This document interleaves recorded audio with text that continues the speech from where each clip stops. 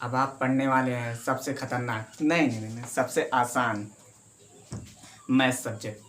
सबसे आसान इसलिए क्योंकि आप मेरे साथ पढ़ने वाले हैं। मैं आप सबको एनसीईआरटी बेस्ड मैथ पढ़ाऊँगा, जिसे मैं अपने सबसे प्रिय sir doctor M A Ansari के यूट्यूब चैनल पर अपलोड करूँगा। तो लेट्स स्टार्ट। आज का हमारा टॉपिक है आप भी हो,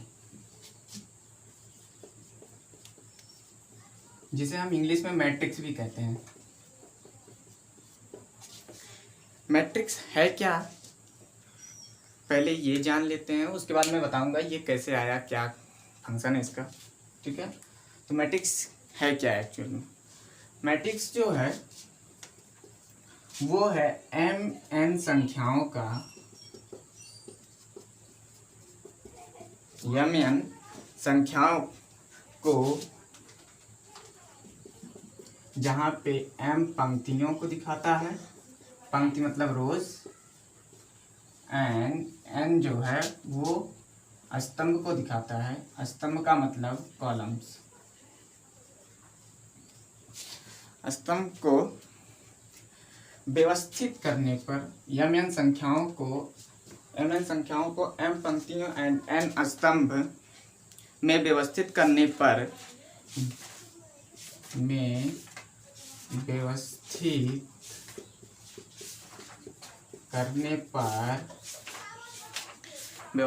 पर जो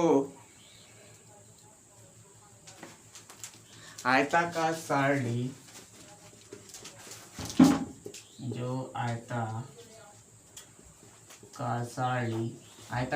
मतलब रेक्टेंगुलर आयताकार सारणी बनती है उसे आप व्यू कहते हैं।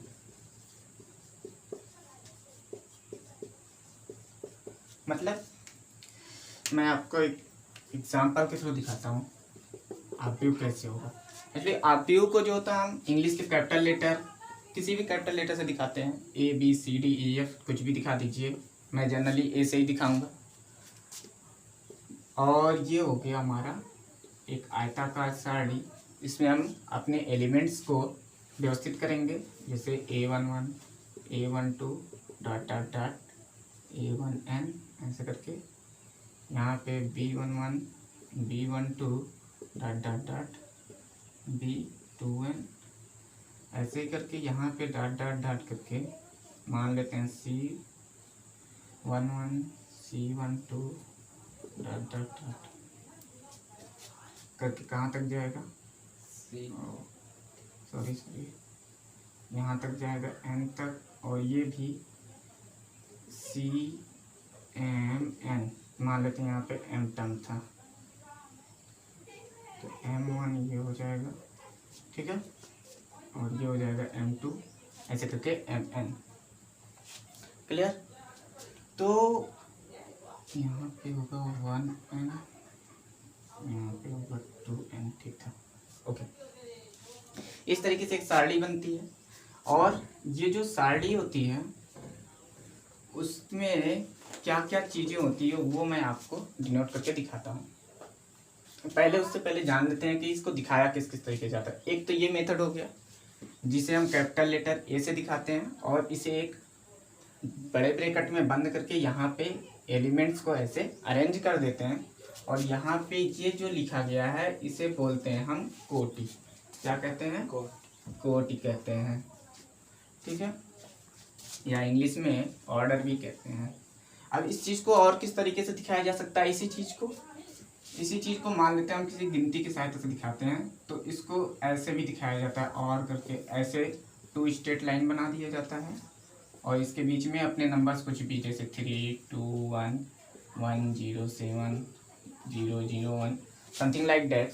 मैं ये नहीं पूरा छाप रहा हूँ, बस केवल सिंपल सा तरीका बता रहा हूँ कैसे रिप्रेजेंट करते हैं, या कहीं कहीं पे इस तरीके से भी रिप्रेजेंट किया जाता है। इसके अंदर भी हम नंबर्स लिख देते हैं, जैसे मान लीजिए यही ऊपर वाला मैंने लिख दिया इस तरीके से 7 0 0 1। तो इसे रिप्रेजेंट करने के ये 3 मेथड्स हैं, और भी है एक मेथड्स है देख लीजिए उसको भी। और ऐसे करके भी रिप्रेजेंट किया जाता है, इस तरीके से भी। मैं वही डाल देता हूँ 107001, ठीक है। ये इन 4 तरीक़ों से रिप्रेजेंट किया जाता है। मैं सबसे ज़्यादा यूज करूँगा ये वाला तरीका, जिसमें ये बड़ा ब्रैकेट ऐसे लगा होगा, अंदर एलिमेंट्स विद्यमान होंगे या व्यवस्थित होंगे। तो अब मैंने डिफिनीशन क्या बताई, mn संख्याओं को जहाँ पे यम पंक्तियाँ और यन स्तंभ होते हैं उनमें व्यवस्थित करने पर ये एक आयताकार सारणी बनती है, जिसे हम क्या कहते हैं, आव्यूह कहते हैं, या आव्यूह को इंग्लिश में क्या कहते हैं हम, मैट्रिक्स कहते हैं। क्लियर बात। अब मैट्रिक्स में जो होता है, ये सब चीज़ें जो हैं, ये जो यहाँ पे व्यवस्थित हैं, इन्हें जो है हम बोलते हैं एलिमेंट्स। क्या कहते हैं, एलिमेंट्स, या अवयव कहते हैं हिंदी में। क्या कहते हैं, अवयव, ठीक है। और ये जो लिखा गया है इसे हम बोलते हैं इसकी कोटि। इसे रिप्रेजेंट करने का जो तरीका होता है ये इसी के द्वारा डिफाइन होता है। किसके द्वारा, कोटि के द्वारा। तो अगर मैं बोलूं कि इसकी कोटि कितनी है तो कैसे इसे डिफाइन करते हैं, ये m क्रॉस n आता कहाँ से है, ये देखो, ये आएगा नंबर ऑफ रोज कितने हैं और नंबर ऑफ कॉलम्स पे डिपेंड करता है। कैसे, देखो यहाँ पे जो है 1 2 3 रोज है, तो ये हो जाएगा 3 इंटू, और कितने कॉलम्स हैं, 1 2 3 कॉलम्स हैं, तो 3 इंटू 3, इसकी क्या हो जाएगी, कोटि हो जाएगी। इस तरीके से हम डिफाइन करते हैं किसी भी की ऑर्डर या कोटि। क्लियर।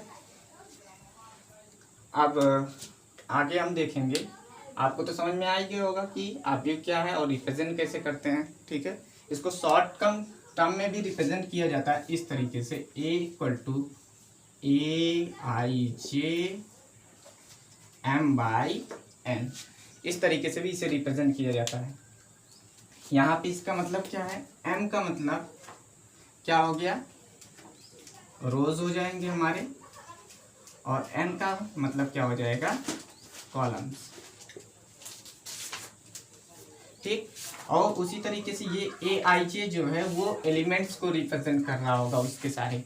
जैसे ये हमारा पहला रोज होगा, ये वाला क्या होगा, कॉलम्स होगा। अभी मैं क्वेश्चन कराऊंगा तो आपको क्लियर हो जाएगा, ठीक है। अच्छा, इसकी आवश्यकता क्यों पड़ी, इसको बनाने की जरूरत क्यों पड़ी, उसको जो है हम थोड़ा सा देख लेते हैं। कॉपी कलम पे इसे नोट कर लीजिए और वीडियो पॉज करके।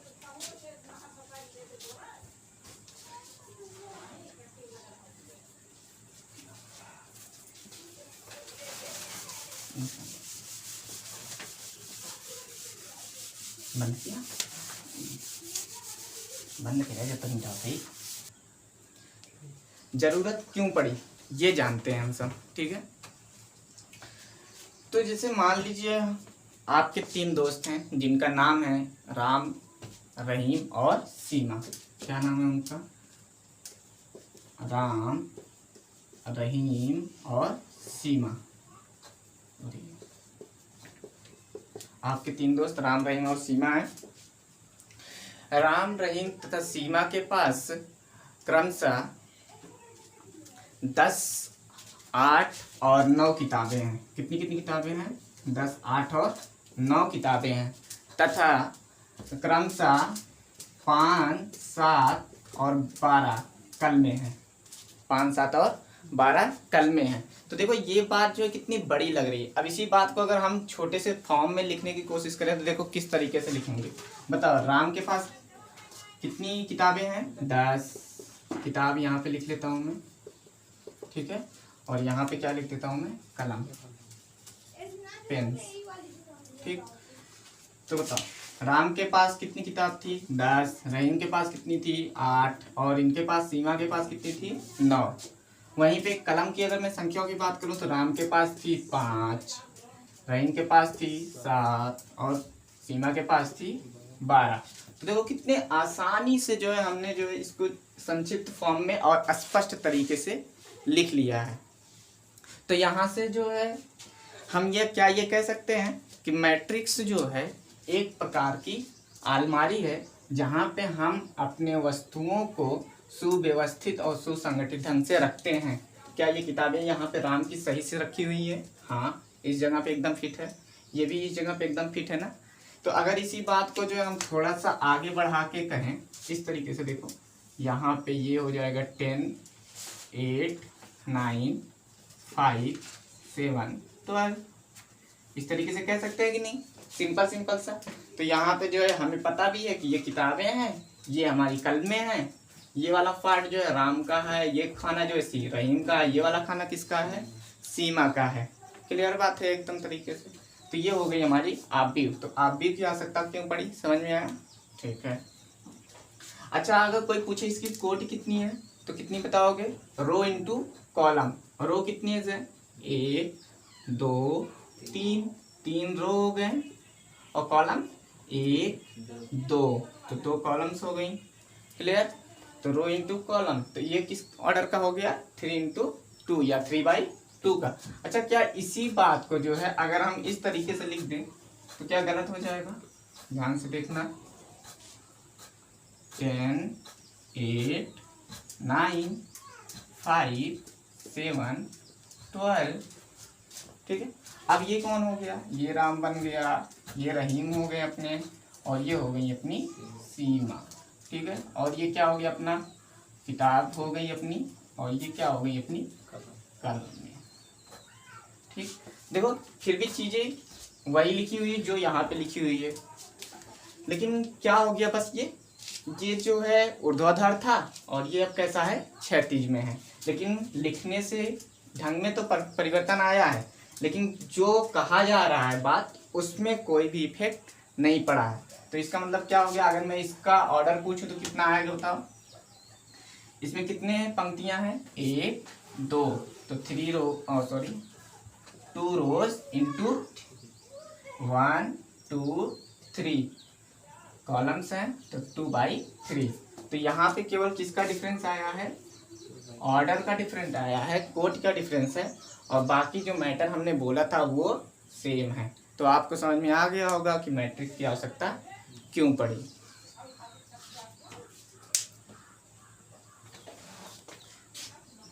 रुकिए, तो अभी तक मैंने जितना पढ़ाया उसका एक बार रिवीजन कर लेते हैं, ठीक है। अभी तक हमने क्या बताया, आब्यू एक अलमारी है जिसमें हम अपने सामान को, वस्तुओं को, अब हम मैथ पढ़ रहे हैं तो यहाँ पे क्या व्यवस्थित करेंगे, अंकों को या संख्याओं को। तो मैथ एक अलमारी है जहाँ पे हम अपनी संख्याओं को व्यवस्थित रखते हैं, वो भी सुसंगठित तरीके से, ठीक है। या जो मैंने डिफिनीशन पहले बताई थी वो आप याद रख सकते हैं। दूसरी बात हमने क्या बताया था कि इसको हम किसी भी कैपिटल लेटर से दिखाते हैं अंग्रेजी के, मैं ज़्यादातर ए से दिखाऊंगा, ठीक। तीसरी बात क्या बताई थी,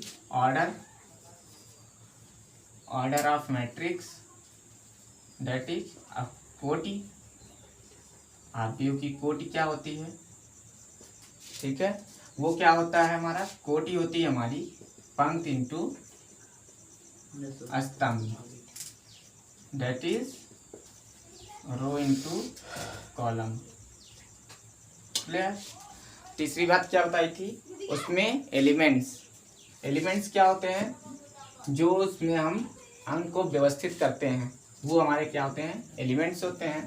तो एलिमेंट्स अगर कोई पूछे नंबर ऑफ एलिमेंट्स आप बताइए तो आप कैसे बताएंगे, अगर मैं पूछूं इस मैट्रिक्स का ऑर्डर बताओ तो ऑर्डर क्या हो जाएगा, रोज कितनी है, 1 2 3, 3 रोज हैं, 3 बाई कितने कॉलम्स हैं, 1 2, 3/2 हो जाएगा, ठीक है। तो नंबर ऑफ एलिमेंट्स इसमें अगर मैं काउंट करूँ 1 2 3 4 5 6 एलिमेंट्स, तो इसका मतलब क्या हो जाएगा, यहाँ पे एलिमेंट्स कितने आ जाएंगे, 6। लेकिन अगर ध्यान से देखें तो 3:2 भी तो क्या होता है, 6 होता है। तो इसका मतलब अगर मैं पूछूं टोटल नंबर ऑफ एलिमेंट्स कितने हो जाएंगे किसी भी आब्यू में, तो रो इंटू कॉलम वो हमें क्या देंगे, टोटल नंबर ऑफ एलिमेंट्स, मतलब उसमें कितने अवयव उपस्थित हैं। और ओके, तीसरी बात जो है, अब मैं एक क्वेश्चन कराऊंगा इस पर, ठीक है, आपको वो चीज़ें बतानी होंगी, ओके। तो यही क्वेश्चन हम ले लेते हैं, ठीक। तो करते हैं इसको। पहला क्वेश्चन है इसका फर्स्ट, इसमें पूछ रहा है कि अब इसकी कोटि बताइए। आव्यूह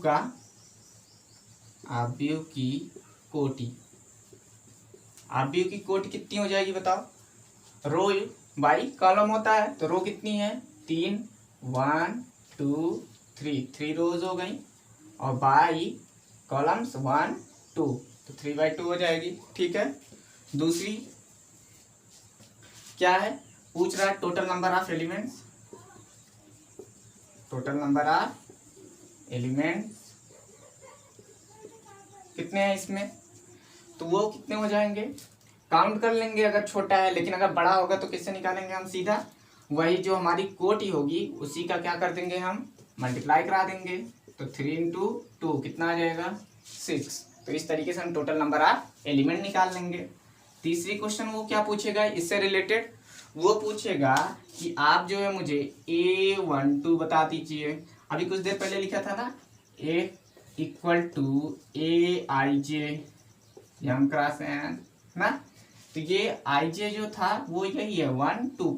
इसका मतलब क्या है, पहली पंक्ति का दूसरा स्तंभ, पहली पंक्ति के दूसरे स्तंभ का एलिमेंट बताना है मुझे। क्या बताना है, 1 2 का मतलब क्या है, पहली पंक्ति रो के दूसरे स्तंभ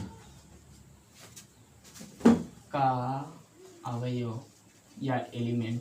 ठीक है, तो बताओ पहली पंक्ति के दूसरे स्तंभ का अवयव क्या है, पहली पंक्ति ये अपनी पहली रो हो गई है, और उसका दूसरा स्तंभ ये बनेगा ना, पहली पंक्ति दूसरा स्तंभ, कौन कट रहा है बीच में, केवल 5 आ रहा है, तो इसका मतलब हमारा आंसर क्या हो जाएगा 5। वो पूछ सकता है, क्या पूछेगा आपसे, A21 बता दो हमें, तो A21 का मतलब क्या हो जाएगा, दूसरी पंक्ति का पहला स्तंभ का, दूसरी पंक्ति और पहला स्तंभ एक दूसरे को जहां काटे वही होगा। तो बताओ दूसरी पंक्ति क्या ये वाली होगी अपनी, हाँ, और पहला स्तंभ ये वाला होगा। तो बताओ ये ऐसे गया ये ऐसे आया, तो कौन कट रहा है 8 ना, तो बताओ आंसर क्या हो जाएगा 8। क्लियर। अगर वो यहाँ पे हमसे पूछ लेता A32 बताओ, A32 का मतलब क्या है, तीसरी पंक्ति का दूसरे स्तंभ का, तीसरे पंक्ति के दूसरे स्तंभ वाला एलिमेंट। तीसरा पंक्ति कौन सी है, पहली दूसरी तीसरी, तीसरी पंक्ति हो गई, और दूसरा स्तंभ कौन सा होगा, पहला स्तंभ दूसरा स्तंभ, तो दूसरा तीसरी पंक्ति दूसरा स्तंभ, कौन एलिमेंट कट रहा है 12। तो आंसर कितना हो जाएगा यहाँ पे 12। लेकिन अगर वो यहीं पे पूछ लेता A41 बताओ, 41 का मतलब क्या, चौथी पंक्ति के पहले स्तंभ का एलिमेंट बताना मुझे। तो चौथी पंक्ति कहाँ है इसमें, 1 2 3 4 है ही नहीं चौथी पंक्ति, इसका मतलब इसका आंसर नहीं होगा, इसका आंसर नहीं दिया जा सकता। ठीक है।